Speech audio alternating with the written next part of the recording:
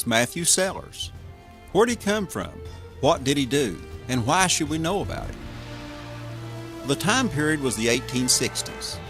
Our country had been in turmoil and torn from the bloodshed of the Civil War, where it had been North against South, neighbor against neighbor, and brother had fought against brother. He's got back to his wind tunnel testing and also built a model for his four-wing step glider to test his spring-loaded tilting wing idea. Well, the wind tunnel he designed originally back in 1903 was definitely a technological wonder and was far, far ahead of its time. Now, to build these flying machines, Matthew had to have the right materials. He needed more than just cloth and silk. He needed something lightweight and strong for much of his main structure.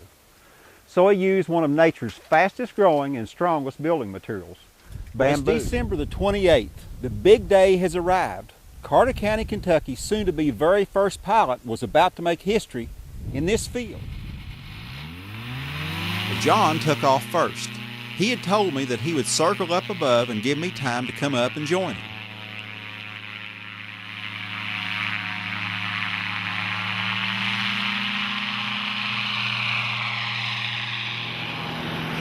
Well, this is our first look at the field from the air where Matthew flew.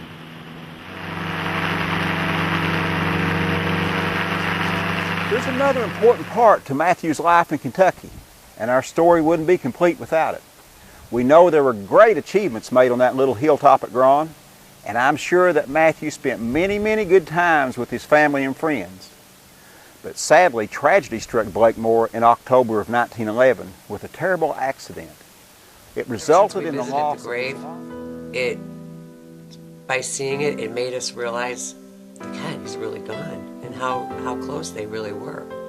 You know, so, you know, and then just putting flowers by his grave, and it's, you know, I think there should be... We in Kentucky are fortunate to have a place that the quadruplane replica and various artifacts are well cared for and on display, so that we and future generations can see them up close.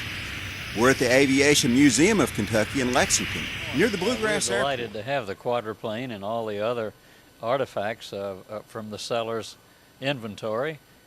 This aircraft was first flown in 1908, and it's the result of Matthew Sellers' research in the gliders. He first flew those gliders in Kentucky and Georgia in 1907, and then he put a retractable landing gear on